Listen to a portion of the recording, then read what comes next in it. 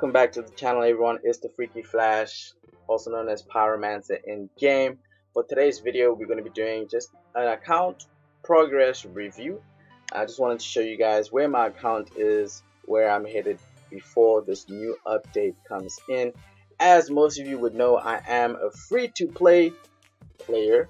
I haven't spent any money in the game, not because I don't want to, just because I can't afford to yet, but I will when I can. So for today's video, I just wanted to show you guys what's happening with some of the Skylanders that I have. Just give you a little bit of insight into how I do build some of these units, some of the thought processes, whether it's good or bad, that's for you to decide, and whether you want to copy some of the things that I do or some of the things that I show you, it's all up to you. Okay, let's just jump straight into it. So for my Skylanders, I have a couple of Skylanders. I actually don't have a lot of Skylanders, as many Skylanders as a lot of other people that are in the same level 40 region. I think I'm level 47 now, right?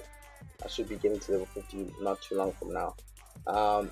I started this specific account 3 weeks after the launch day, so progression is slower than those that started their accounts on day one and continue to play the same account throughout. But yeah, when it comes to awakened units, I have most of my awakened units are the 2-star, 1-star units that we all know and love, and then also some that are completely underrated. So Food Fight is a 3-star unit, which is actually pretty good, especially if you're building him on a hard attack build, because then his first ability puts on the target, or both these skills put on the target ability, and then once he hits units that have the target buff on them or debuff on them, that heals your whole team AoE, and those heals extend to villains as well, which makes him a very nice healer to take into things like invasion and some of the other PvE content. And also he's surprisingly good in PvP as well, especially if you're going to be building a stall defensive type of team. Stealth Elf, there's nothing much you can say about Stealth Elf that hasn't been said. My Stealth Elf is not optimally built. A lot of my runes are 5-star runes, as you can see. 5-star, this is 6-star, 5-star, 5-star, and 6-star. For the slot 6, I haven't been able to find an attack percentage rune that I can slot onto there, but when I do, I'll be upgrading her. I have actually some horrible luck when it comes to runes. As you can see, my 6-star runes that I do end up pulling are always flat defense or flat HP. It's just flat everything, and it's just flat defense, flat HP. They're always just flat. So I hardly ever get any good runes to improve some of my characters. The Wham Shell started off as a forced farm. I actually didn't want to farm him, but then I decided just to do it because I had a lot of Wishstone summons that gave me a lot of Wham Shell pieces. So when it came to Wham Shell, I didn't have to farm him as much, especially with his awakening, getting him to 5-star. That was all Wishstone. From 5-star to 6-star, I had to grind it out. But now that I actually do enjoy him, especially with the builds that I did go with for him. As you can see, my effect accuracy is 105, which means that I didn't go for a double defense percent build as is normal with the Wham Shells. The reason why I decided not to go with that route and go with the effect resistance on slot 6 is basically because my Wham Shell, I don't want him getting debuffed at all. So right now my Wham Shell hardly ever takes any debuffs. I think about 95% of the time he does not take any debuffs, he doesn't take any bombs. all he does is just tank things out, and especially when he's paired with broccoli or chompy mage, it's really difficult to kill him. Really difficult to kill him. My Whamshell is fortunate that everything, all these runes are 6-star and 6-star plus 15. So a very important thing, just to let you guys know, is to plus 15 your runes. Once you have built your Skylander, whether using the adventure runes or dungeon runes from B7, B8, B9, B10, once you have your optimal build, so you've chosen the ruin stats that you want for your Skylander and you've applied them. We're not looking at the subsets right now, but once you have those optimal main stats that you want for your units on your units, plus 15 those ruins, even if it is a 5-star adventure rune, plus 15 those ruins, because the plus 15 bonus on the 5-star ruins is almost equivalent to a plus 10 plus 11 upgrade for a 6-star rune. So you're going to be doing you're going to be getting value out of plus 15ing those runes. You're going to get a lot of value out of doing that. So it seems like an expensive expensive adventure, but in the grander scheme of things, it's actually not, because once you have the 6-star runes to replace those 5-star runes, you're just going to be trickling down those 5-star runes into other units that you're going to be building up over time. So there's going to be a lot of units that are going to become popular during this week or that week or whatever week, and having those plus 15 runes just ready to be applied onto these guys, so you can actually just get on board and start smashing everything, will be awesome. Especially with the update where all these units will be able to be level 70 without having evolved to 6-star. So having those plus 15 runes is going to be a big boost to you. One of the others is Gilgrunt. Gilgrunt, I built him for Invasion. He is on full 5-star. These are adventure runes. I actually haven't re-ruined him since I ruined him the first time, which was in the first or second week that Invasion was released. So obviously his build is not actually optimal. For Gilgrunt, you actually want to look at giving him about 7,000 attack. Once he's at that baseline, 7,000 attack, about 8,000 HP, you will see how epically insane Gilgrunt is, especially on Invasion, especially when he has elemental advantage or elemental neutrality. He's just going to be rocking a hell of a lot of damage. He's going to be giving your team that crit rate up buff for 3 turns. Like, it's going to be ridiculous. He's disrupting. While he's disrupting, he's critting those disrupt, and he's doing some sick damage. It's disgusting. It's disgusting. I will build him up eventually once I have better rune drops, because my rune drops are horrible. Boomer or Kaboom. This is Kaboom. It gets so confusing. It's Kaboom, Boomer. They both have boom in their names. It's just like, ugh. Okay.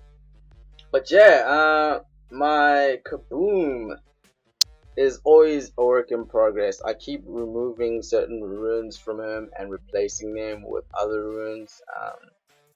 The reason why I do that is because at my point in the game, his use is niche, you can say. Yeah, so like I don't really use him in a lot of content, which is why you see like I literally just now slept on a lot of the plus 15 5-star ruins that were just sitting around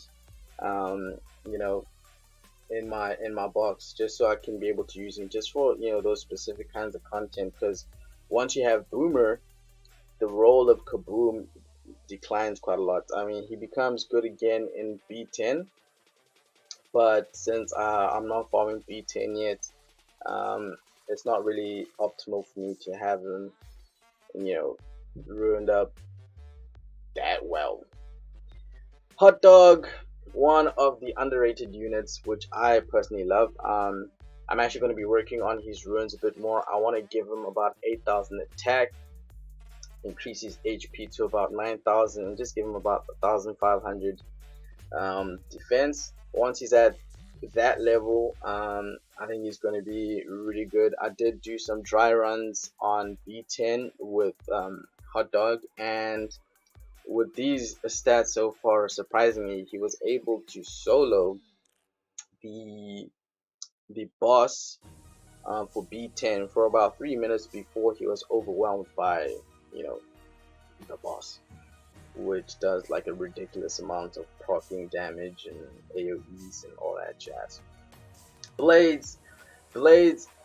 I only have a level 70 blades, 6-star awakened from because of Wishstones. Wishstones gave me so many shards for this guy that I was just able to level 70 him in about 2 days. Boomer is one of my favorites. I really do like him. His only downside is that he's squishy. You know, like even when you have like all the plus 15 runes and all that good jazz, he's still very squishy. Unfortunately, I don't have a attack percentage slot 2 rune. I haven't gotten any drops for that. For one, I do have one that drops. I will replace this rune with that attack percentage, which should increase his stats quite a lot, and you know, give me more bang for the buck. I slapped plus 15 this rune.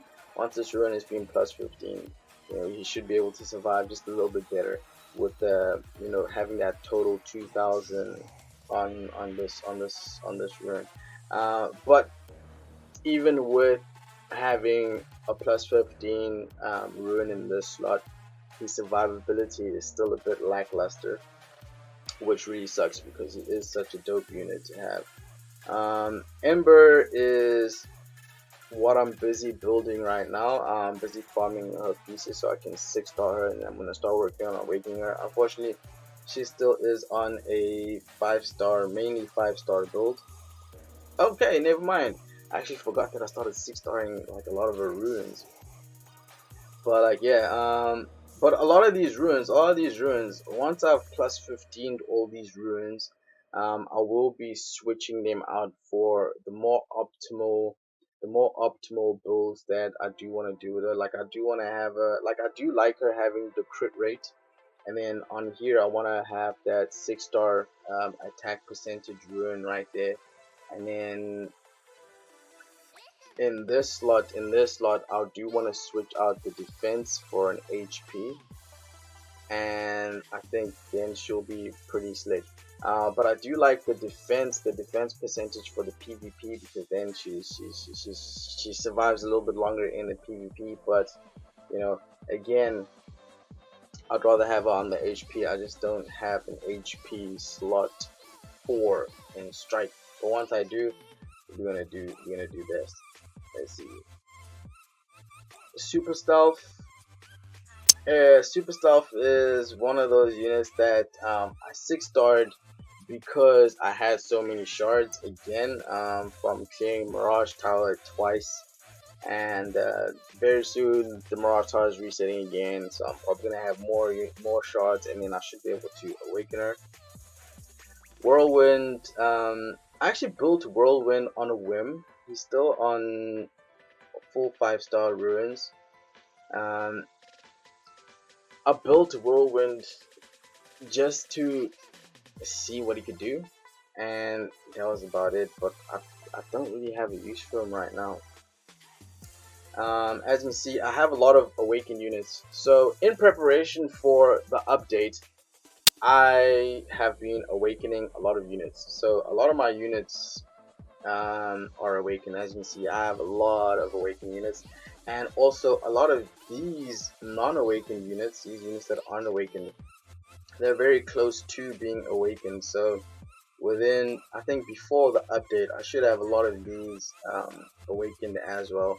Some of them will just take a little bit longer, but I will grind them out until they're ready to be awakened. But a lot of them are very close to awakening, and so I am awakening all my 3 stars and a lot of my 4 stars. so that when the update kicks in, I just shoot them up to level 70, and then I can actually get to enjoy them before I've evolved them to 6-star, and just enjoy playing them in the meantime while I wait for all the shards and everything. I've always from when I started my account have been of the view that awakening first is a better move, and then 6-starring once it's awakened. To which is very contradictory to what everybody else would be saying. Everyone else is saying, it would say, yes, you need to 6-star, get them to 6-star, and then evolve, etc., etc. But with the new update, where everything is going to be level 70 anyway, um, my technique works, where you just awaken everything, and then you level 70 it, and then you evolve it later. And yeah, it's going to be good. So those are my Skylanders. Those are my Skylanders. I have a lot of Skylanders in my box. I think over 60 something, and all the Skylanders that I have, they are almost awakened. Most of them are almost awakened. A lot of them are awakened, and a lot of them, as you can see, I got 65. So I got 65 Skylanders in my box. All of them should be awakened by next week. And since next week the update will be live, I think, then it will be awesome because everything will be level 70, and I'll have a lot of gems to play with. As you see, with all these things, all these challenges and quests and everything, a lot of them are completed. So like I'm hoping that there will be some new achievements that we can actually get to enjoy and experience. As you can see, when I say that I am free to play, I ain't lying. You see this, all these things for purchasing, all these things for purchases, I haven't achieved anything. I haven't gotten any of those things. So once I do spend a little bit, then I should get some of these achievements. But I mean, like, I don't even need most of those ores at this time. Yeah, let's look at the guild stuff. So okay, so I'm in T-Rex, which is a top 10 guild, and we do pretty good. Every week we finish top 10, which is fantastic. It's just reset. The reset just hit now, so everybody is still getting into it. As you can see, Aurora is back. Aurora is like number 1 right now. Okay, cool. Last week we finished rank number 7, so we dropped a rank, which sucks. But we actually finished with 13 million, which is pretty cool because like if you guys have been following the guild invasions, the number 1 slot used to be 8 million points, and then it went up to 9 million, and then the last week, that's when it just boosted. Like, all the guilds just started doing extra damage, and so like number 1 finished on like 17 million points or 18 million points, going all the way down. So for us to be able to just to compete on that same level or close to that same level and be able to hit that 13 million points is really cool. I'm actually very proud of my guys. Our second guild is called Baby T-Rex, and they finished in the top 100, I think top 70 if I'm not mistaken. And the guild is still young. The Baby T-Rex guild is still pretty young, almost 2 weeks old. So also shout outs to those guys, doing a good job.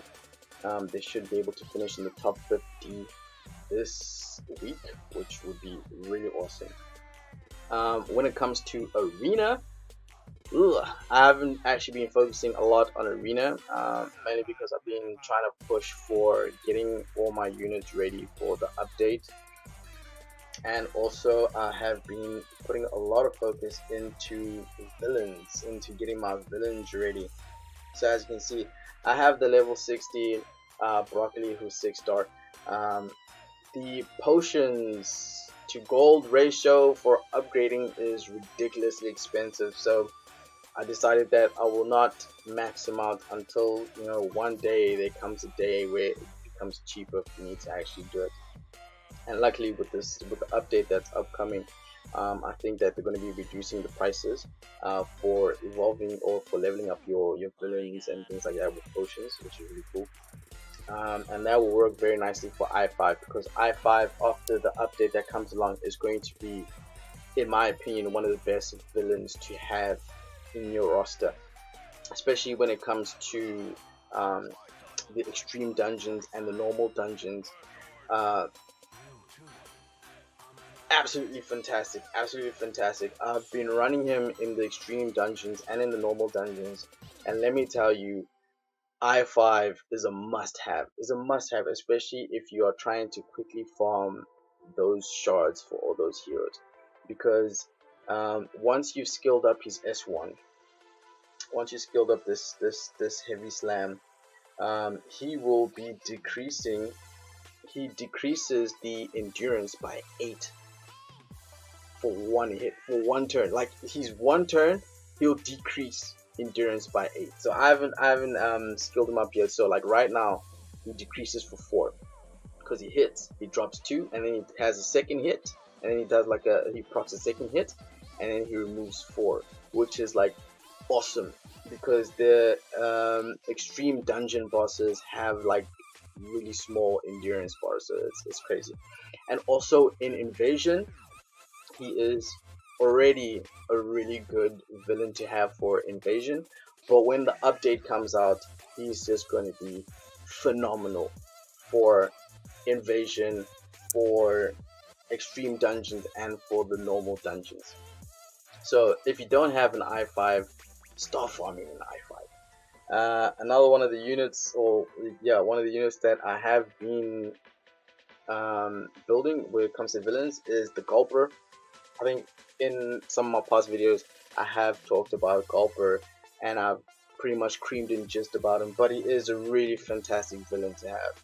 If you have your Gulper, if you still have your Broccoli, and you still have your i5, you're sorted. You don't really need any other villains after that. Like those are the only ones that you need.